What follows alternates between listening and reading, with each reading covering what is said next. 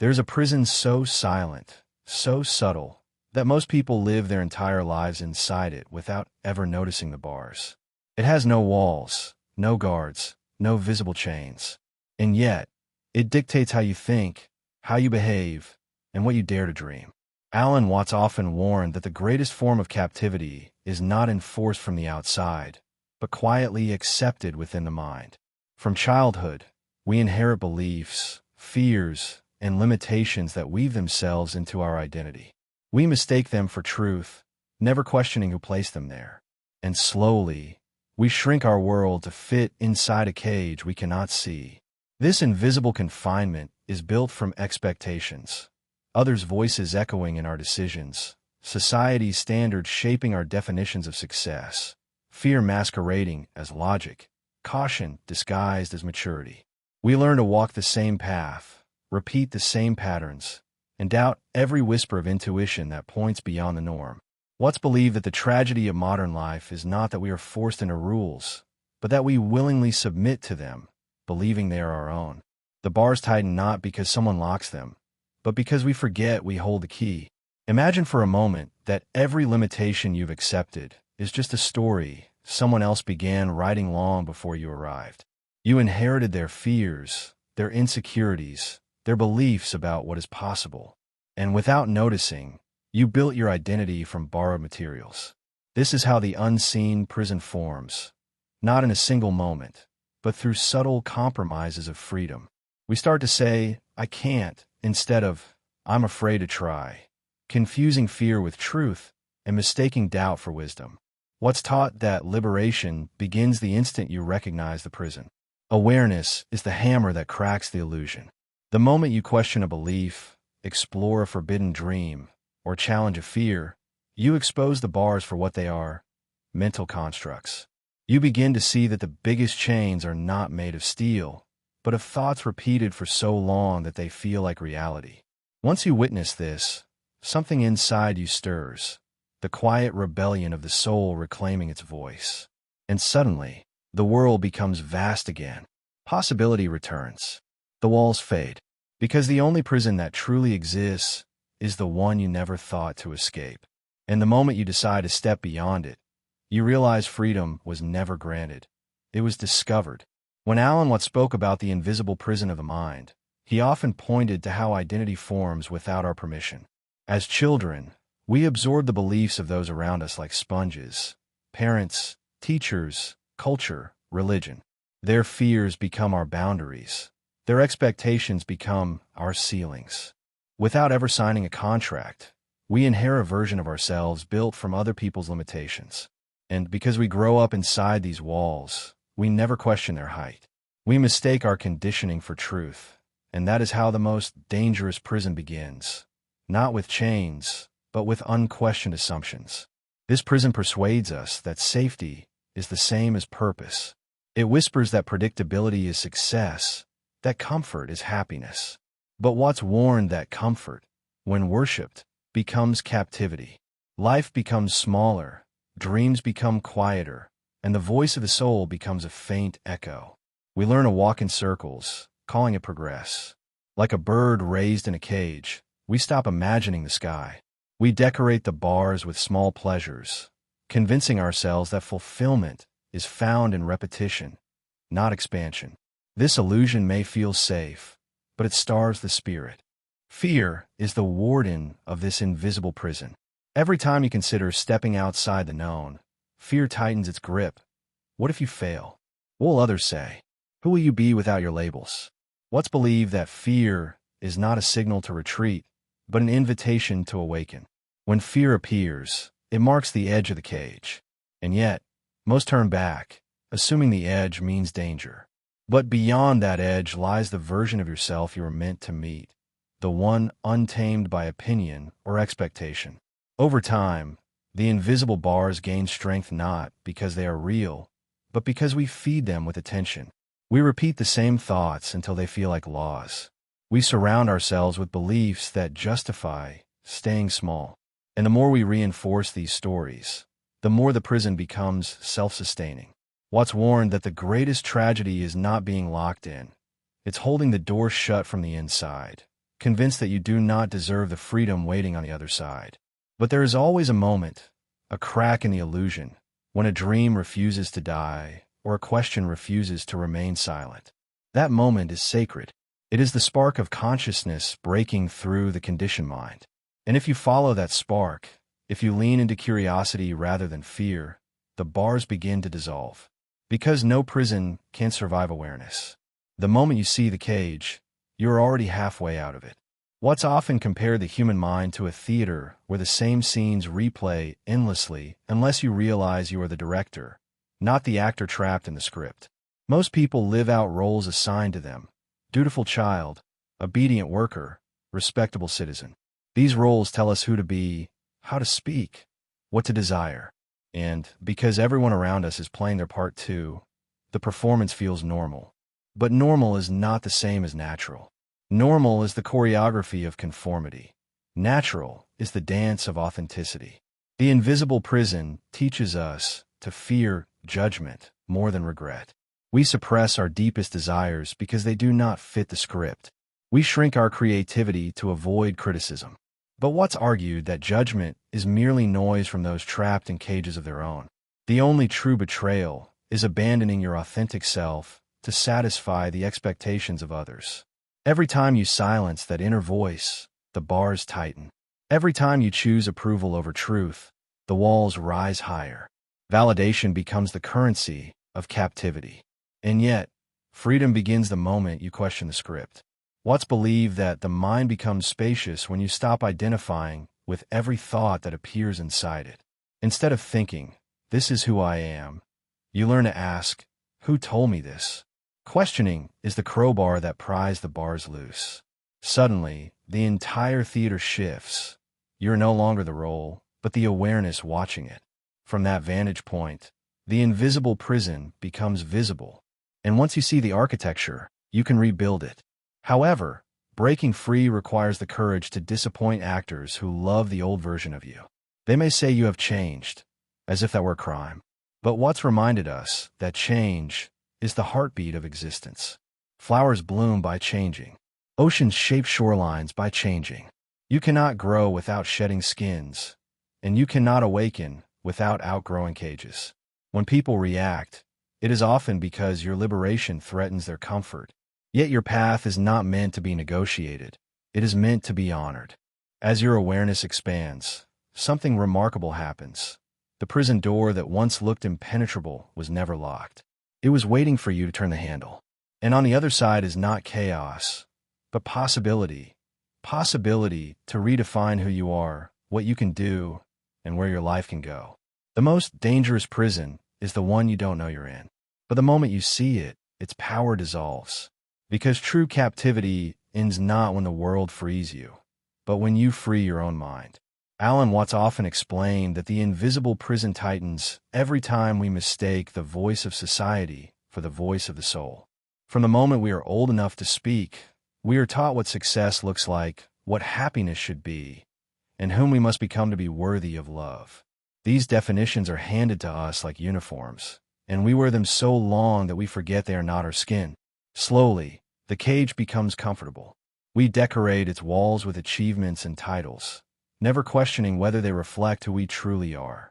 In this way, the world does not imprison you by force. It convinces you to imprison yourself. This self-imprisonment becomes more subtle as we age. We begin to confuse routine with purpose. We mistake busyness for progress. We believe that the familiar is safe, even when it quietly suffocates us. Watts would say that the tragedy of modern living is not that people are controlled, but that they cling to their chains for stability. Deep inside, the soul longs for expansion, curiosity, wonder. But the mind, trained to fear uncertainty, keeps us repeating yesterday. That repetition is the rust on the bars of our cage. Eventually, we forget what freedom feels like. We silence our creativity because it's impractical. We bury our passions because they are unprofitable. We dim our uniqueness because it is misunderstood. And so, we shrink into versions of ourselves built to fit into tight spaces. Watts taught that when you sacrifice authenticity for acceptance, you trade your soul for comfort. The cost is immeasurable, the slow erosion of joy. You cannot thrive where you are only meant to survive. But intuition never fully disappears. It rises in quiet moments, late at night, in moments of stillness, in the ache of dissatisfaction. It whispers, "There is more." Yet every time you ignore this whisper, the cage becomes quieter, heavier, more permanent. What's encouraged us to pay attention to the whispers? They are the compass of the soul. The mind may prefer safety, but the soul craves expansion. And expansion requires stepping beyond the walls you never chose. Then, one day a crack appears, a moment of clarity, a spark of rebellion. You question a rule you once obeyed. You reject a standard you once worshipped. That tiny act of defiance is the beginning of liberation. The moment you question the cage, you're no longer fully inside it. Awareness is the first step through the door. And once awareness arrives, confinement begins to crumble. Not by force, but by illumination. To escape this invisible prison, Watts believed we must first confront the illusion of identity. Most people live as characters they never consciously chose. They repeat opinions that are not theirs, chase goals society planted in their minds, and wear masks so convincingly that they forget the face beneath. But masks are heavy. Eventually, the weight of pretending becomes unbearable. When this happens, many panic, believing they are falling apart. But Watts insisted that this unraveling is not failure. It is awakening. You are not breaking. You are breaking free. During this awakening, discomfort becomes your guide. The life that once felt stable suddenly feels too small. Familiar routines feel hollow. Success without meaning tastes like ash. This discomfort is not punishment. It is evolution. Just as a bird feels restless before learning to fly, the soul becomes uneasy before it expands. Watts taught that evolution always begins with agitation. The bars of the cage start rattling because your wings are outgrowing the space. As this transformation unfolds, external voices may try to pull you back. They will question your changes. They will label your growth as rebellion. That is because your freedom threatens their illusions. The moment you step beyond your walls, you expose theirs. But Watts reminded us that awakening is not meant to be approved. It is meant to be lived. No one can authorize your liberation. Freedom is not granted. It is claimed. In this claiming, something profound emerges. A new relationship with uncertainty. Instead of fearing the unknown, you begin to trust it. The same intelligence that guided you out of old patterns guides you into new possibilities. The unknown stops being an enemy and becomes a companion. Watts described this as dancing with life rather than demanding guarantees from it. When you stop resisting the current becomes your path. And then, almost suddenly, you step through the doorway. You look back, not with regret, but with understanding. You see that the bars of your prison were never made of iron, but of belief. You were always free. You simply forgot. This realization is the true escape. Not from society, not from responsibility, but from the illusion that you are smaller than your soul knows you to be. Freedom is not outside. It is the awakening within. Alan Watts often described the human mind as a storyteller, spinning narratives about who we are and what is possible. Over time, we begin to believe these stories so deeply that we forget we're the authors. We tell ourselves we are not talented enough, not worthy enough, not courageous enough to live the life we secretly dream of. And because the story feels familiar, we cling to it, even when it hurts. This is how the prison strengthens, not with walls, but with repetition. Every time we reinforce the same limiting thought, we tighten our own chains, unaware that the key rests quietly in our back pocket. As these narratives solidify, we start living for the expectations of others rather than the truth of ourselves. We work jobs we dislike to impress people we don't respect. We mold our personalities to fit into social boxes. We say yes when our soul screams no, because we fear disapproval more than dissatisfaction. Watts believed that one of the greatest illusions is mistaking conformity for connection. Real connection only blooms when we show up as who we truly are, not as who we think we should be. But authenticity is frightening. When you step outside the script, you expose yourself to judgment, misunderstanding, even ridicule. Yet Watts encouraged us to realize that criticism is simply a projection of other people's prisons. Those who fear their own freedom will always fear the freedom of others. When you begin to break your walls, you may lose some companions, but you will find yourself. The price of liberation is the shedding of people who are only attached to your cage. In this shedding, you begin to feel something you may not have felt in years: aliveness. Decisions no longer come from fear, but from curiosity. Goals are not chosen to impress, but to express. You start waking up with a quiet excitement rather than numb repetition. This aliveness is the compass that points beyond the prison.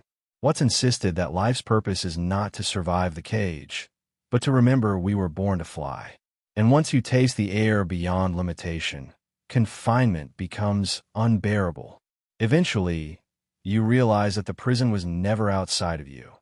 It was inside, built brick by brick through belief, reinforced through habit. The moment you change the story, the bars dissolve. Freedom becomes less about breaking out and more about waking up. And in this awakening, you discover a truth both shocking and beautiful. The door was always open. You simply needed to walk through it.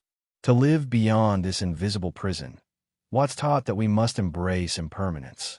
Nothing in life is fixed, not identity, not circumstance, not emotion. Yet we cling to these things as if they define us permanently. When we attach to any single version of ourselves, we deny the infinite possibilities we are capable of becoming. A tree does not mourn its leaves when autumn arrives. It trusts the cycle. Likewise, every version of yourself that falls away makes room for the next season of growth. This surrender to impermanence transforms the way you navigate life's challenges. Instead of resisting change, you begin to see it as sacred. The end of a relationship, the loss of a job, the crumbling of a routine. These are not punishments, but invitations. Invitations to expand, to evolve, to discover capabilities you did not know you possessed. What's often said that suffering emerges not from change itself, but from our refusal to let life unfold as it must. When you loosen your grip, the pain loosens with it. As you surrender, your inner world becomes spacious. You are no longer crowded by expectations or defined by labels. In this space, intuition flourishes. Ideas you once dismissed begin to feel possible. Dreams you buried begin to breathe. You feel guided, not by fear, but by curiosity. Watts would describe this as aligning with the flow of existence. You stop swimming against the current and finally allow the river to show you where it always intended to take you. But as you move deeper into this freedom, you encounter something unexpected: peace. Not the fragile peace that depends on perfect conditions, but the deep, steady peace that comes from knowing you no longer need to control everything.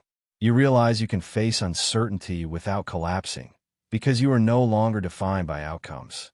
Watts described this as the moment you stop seeking security and start embracing life as an adventure.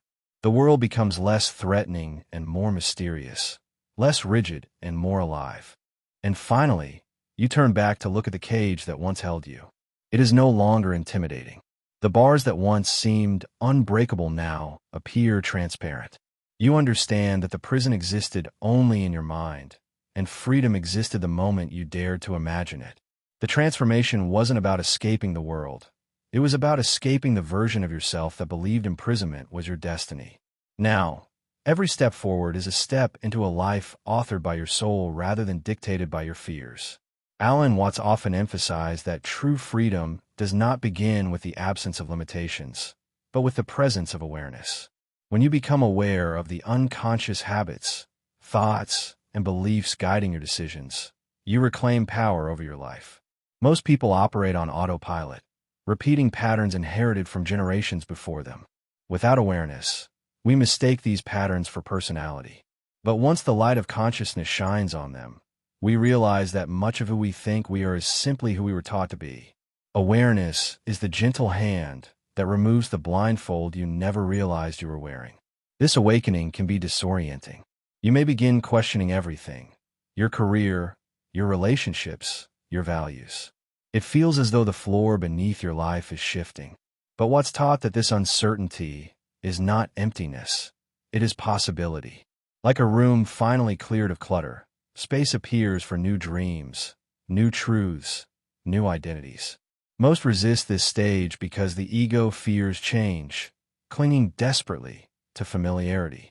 Yet the soul thrives here, because the unknown is where growth breathes. As you explore this inner landscape, you start to see the invisible bars everywhere. In the hesitation before speaking your truth, in the guilt for choosing yourself, in the doubt that rises when you reach for greatness. These subtle barriers are the most dangerous because they masquerade as logic or responsibility. What's would ask, is this voice guiding you or guarding your cage? Once you understand that much of your hesitation is inherited rather than chosen, you begin to separate your voice from the noise. At this stage, liberation requires courage, the courage to disappoint expectations, to outgrow roles others depend on, to choose authenticity over approval. When you shed old identities, some relationships may fall away. But this is not loss, it is alignment. People attached to your cage cannot journey with you outside of it. What's believed that you cannot awaken and expect the old world to applaud. The applause comes later, after they see you soar. And then something beautiful happens. Your new clarity becomes contagious. When others witness you stepping out of your invisible prison, something awakens inside them. You become a mirror reflecting their unlived potential. Your courage becomes the permission they never received. In this way, liberation becomes exponential. By freeing yourself, you quietly participate in freeing the world. As your transformation deepens, you begin to experience life not as a series of obligations, but as an unfolding invitation. What's taught that existence is not a problem to be solved, but a dance to participate in. When you step outside your invisible prison, you stop waiting for permission to live. You begin experimenting with your creativity, trusting your instincts, and choosing paths that ignite your spirit. This shift from fear to curiosity reshapes your entire reality. The world becomes less threatening and more enchanting. Instead of surviving it, you begin to explore it. From this vantage point, success transforms. It's no longer measured by external rewards or societal validation. Instead, success becomes synonymous with authenticity. Did you honor your truth today? Did you choose the path aligned with your soul rather than the script handed to you? What's believed that when you live this way, fulfillment stops being a distant goal. It becomes a moment-to-moment experience. Your life becomes lighter, richer, more meaningful, not because circumstances change, but because consciousness does. You may still encounter challenges, but they no longer imprison you. Fear still visits, but it does not govern. Doubt still whispers, but it no longer decides. This is true liberation, not the absence of difficulty, but the presence of perspective. What's described this as learning to surf the waves rather than drowning beneath them. You become fluid like water, adaptive, resilient, and unbreakable. For water can take any shape and still remain itself. As this awareness settles, you realize something profound. The prison was never outside you. It lived in every belief that said, I can't, every voice that said, stay small, every rule that said, don't question. The moment you dismantled those beliefs, the cage dissolved. Freedom was not earned, it was remembered. And in remembering, you reclaim the vastness of who you truly are. Finally, you understand the greatest truth of all. Escaping the invisible prison was never about leaving your life. It was about returning to yourself, stepping beyond fear, rewriting inherited stories, choosing authenticity over approval. That is the essence of liberation. And now that you have seen the bars, you will never unsee them. Once you taste freedom, you can never go back to living within walls built from other people's fears. The door is open. The sky is calling. The rest is up to you. When you look back at your life, you may notice how many invisible walls shaped your decisions without your awareness. But now, with this new vision, you can finally trace the architecture of every limitation. How fear disguised itself as caution, how doubt posed as logic, and how expectations whispered in your ear until they became your script. Alan Watts often reminded us that the moment we see the illusion is the moment we transcend it. Awareness turns the unbreakable into the dissolvable, and once you have seen the bars, you can no longer pretend they are air. Stepping beyond this mental confinement does not require dramatic rebellion. It begins with a simple question: is this truly mine? Every belief, every fear, every dream deserves examination. When you separate what you inherited from what you genuinely choose, life stops feeling like a duty and begins to feel like a creation. The beauty of this awareness is that it grows quietly within you. Slowly, you stop shrinking to fit expectations. Slowly, you begin expanding into who you were always meant to be. The cage does not burst open. You simply outgrow it. As you walk forward, understand that freedom is not the absence of boundaries, but the presence of authenticity. It is the courage to think original thoughts, to feel deeply, to create without apology. What's taught that authenticity is liberation disguised as vulnerability. The world may not reward it immediately, but your soul will. And nothing in this world is worth the weight of betrayal against yourself. So let this be the season you stop performing and start living. Let this be the moment you choose truth over validation, curiosity over comfort, expansion over confinement. And when challenges arise, as they surely will, remember this: the bars you escaped once might try to pull you back. Old patterns will tempt you, familiar fears will whisper, and comfort will call you home. But you have seen the sky. You have tasted possibility. You have remembered your wings. You cannot unknow the truth that you are far bigger than the cage you once occupied. Freedom is not a destination. It is a daily decision. Choose it again and again, until the cage disappears, not because you left it, but because you no longer belong there. If this message echoed something deep within you, share in the comments which invisible bars you are ready to break. Your reflection may unlock someone else's cage. And if you felt guided by this journey, consider subscribing and liking the video so you can continue evolving with a community that sees beyond the walls. Together, we can turn awareness into awakening, and awakening into flight. Because once you open your wings, the only thing left to do is soar.